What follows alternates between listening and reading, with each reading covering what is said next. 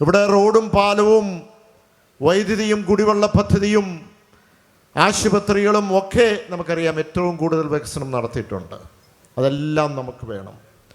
പക്ഷേ ഒരു സാധാരണക്കാരൻ, ഇവിടെ ഇരിക്കുന്ന അമ്മച്ചിമാരും സഹോദരിമാരും പ്രത്യേകിച്ച് നമ്മുടെ കർഷകരുമൊക്കെ ചിന്തിക്കുന്നത്, ഈ വികസനമെല്ലാം നടക്കുമ്പോൾ എന്താണ് എൻ്റെ കുടുംബത്തിലേക്ക് വ്യക്തിപരമായി ഒരു നേട്ടം എനിക്ക് ലഭിക്കാൻ കഴിഞ്ഞത് എന്ന് എടുത്ത് പരിശോധിക്കേണ്ടതുണ്ട്. എന്താണ് എനിക്ക്, ഇതിലെ ഹൈവേ വന്നു, ആളുകൾ പോകുന്നു, ഞങ്ങൾ യാത്ര ചെയ്യുന്നു, യാത്ര സുഖമായിരിക്കുന്നു, കുടിവെള്ളം വരുന്നു, വൈദ്യുതി വരുന്നു, ഇതെല്ലാം ഉണ്ട്. മറുവശത്ത് നമുക്ക് വികസന പദ്ധതികൾ, നാഷണൽ ഹൈവേ ഉണ്ട്, തുറമുഖമുണ്ട്, മെട്രോയുണ്ട്, വാട്ടർ മെട്രോയുണ്ട്, അങ്ങനെ വിവിധ പദ്ധതികളാണ്. അതെല്ലാം ബൃഹത്തായ പദ്ധതികളാണ്, എല്ലാവർക്കും പ്രയോജനമുള്ള പദ്ധതികളാണ്. പക്ഷെ അതിനപ്പുറം എടുത്തു നോക്കുമ്പോൾ പലപ്പോഴും പലരോടും ഞാൻ നേരിട്ട് സംസാരിക്കുമ്പോൾ ഇത്രയും പദ്ധതികളിൽ വന്നത് നിങ്ങൾക്ക് ഏറ്റവും ഇഷ്ടപ്പെട്ടതും നിങ്ങൾക്ക് ഏറ്റവും ജനങ്ങളെ എല്ലാവരെയും ചേർത്ത് വെച്ചിട്ട് നിങ്ങളെ ഏറ്റവും കൂടുതൽ ചേർത്ത് വെച്ച് പദ്ധതി ഏതാന്ന് ചോദിക്കുമ്പോൾ അത് ഒരേ ഉത്തരമാണ്. ഞങ്ങളായ പാവപ്പെട്ടവരെ ചേർത്ത് പിടിച്ചത്, ഇത്രയും ചേർത്ത് പിടിച്ചത് ഇടതുപക്ഷമാണ്. അതെങ്ങനെയാണ്? അത് ഞങ്ങൾക്ക് കിട്ടിയ ക്ഷേമ പെൻഷൻ തന്നെയാണെന്ന് പറയും. കാരണം 600 രൂപയിൽ നിന്ന് 1600 രൂപയിൽ നിന്ന് 2000 രൂപ ആയി അത് വർദ്ധിപ്പിച്ചിരിക്കുന്നു എന്നുള്ളതാണ്. ഈ മുനിസിപ്പാലിറ്റിയിൽ നമ്മുടെ മുനിസിപ്പൽ കൗൺസിലേഴ്സ് ആരെങ്കിലും ഉണ്ടോ? ഇവിടെ ഇരിപ്പുണ്ടോ? അപ്പോൾ ഈ മുനിസിപ്പാലിറ്റി, ഞാൻ ഈ കേരളത്തിൻ്റെ ഈ പറയുന്ന മുഴുവൻ എടുത്ത് 5000 കോടി 10000 കോടി 20000 കോടി എന്ന് പറയുമ്പോൾ അതൊന്നും ഒരൊറ്റയ്ക്കുള്ള ഒരു ചിത്രമല്ല. ഈ മുനിസിപ്പാലിറ്റിയിൽ എത്ര പേർക്ക്, എത്ര കുടുംബങ്ങൾക്ക് ക്ഷേമ പെൻഷൻ ഈ സർക്കാർ കൊടുക്കുന്നുണ്ട്?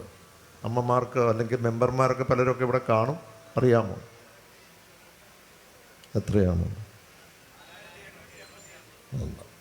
പക്ഷെ എൻ്റെ കണക്ക് അതിനകത്തൊരു കുറവുണ്ട്. ഈ പറയുന്ന അടൂർ മുനിസിപ്പാലിറ്റിയിൽ 3842, ഇനി അത് കൂട്ടിക്കൂ, 1000 കൂട്ടിക്കൂ. ഞാൻ ഇച്ചിരി കുറച്ചാണ് പറയുന്നത്. അത് കാരണം അല്ലെങ്കിൽ ജോസ് കെ മാണി ഇവിടെ വന്ന് പറഞ്ഞിട്ട് കൂടുതൽ പറഞ്ഞെന്ന് പറയും. ഞാൻ ഇച്ചിരി കുറച്ചിരിക്കുകയാണ്.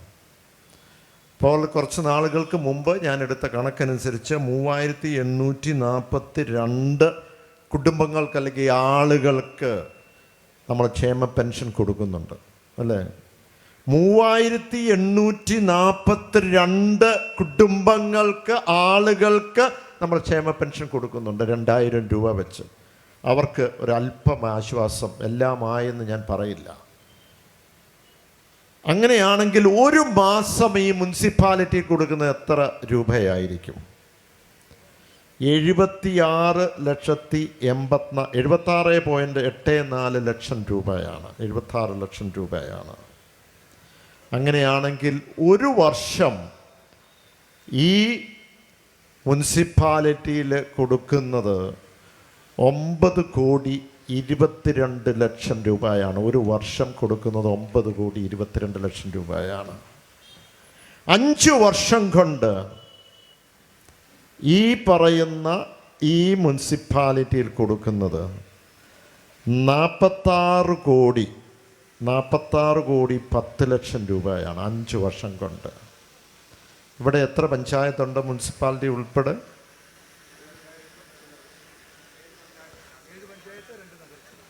7 പഞ്ചായത്ത് 2 നഗരസഭ. ഞാനൊരു എളുപ്പത്തിന് കണക്കുന്ന 10 എന്നങ്ങ് വെച്ചു, ഒരു 1000 നമ്മൾ കുറച്ചു. ഇനി 10 ആണെങ്കിൽ 10 മണ്ഡലങ്ങളിലാണെങ്കിൽ നമുക്ക് എത്ര രൂപയാണ് ഒരു വർഷം കൊണ്ട് കൊടുക്കുന്നത്? 460 കോടി രൂപ നമ്മൾ ഈ മേഖലയിൽ പാവങ്ങൾക്ക് വേണ്ടി കൊടുക്കുന്നു എന്ന് പറയുമ്പോൾ ഞാൻ കാണുന്നത്, ഇവിടെ എല്ലാം നേതാക്കളും ഞാൻ കാണുന്നത് ഏറ്റവും മനോഹരമായ, സുന്ദരമായ, ഏറ്റവും ജനങ്ങൾക്ക് ആശ്വാസം ലഭിക്കുന്ന ഒരു പെൻഷൻ അല്ലെങ്കിൽ വേതനം എന്ന് പറയുന്നത് ഈ ക്ഷേമ പെൻഷൻ തന്നെയാണ്. അതിന് യാതൊരു സംശയവുമില്ല.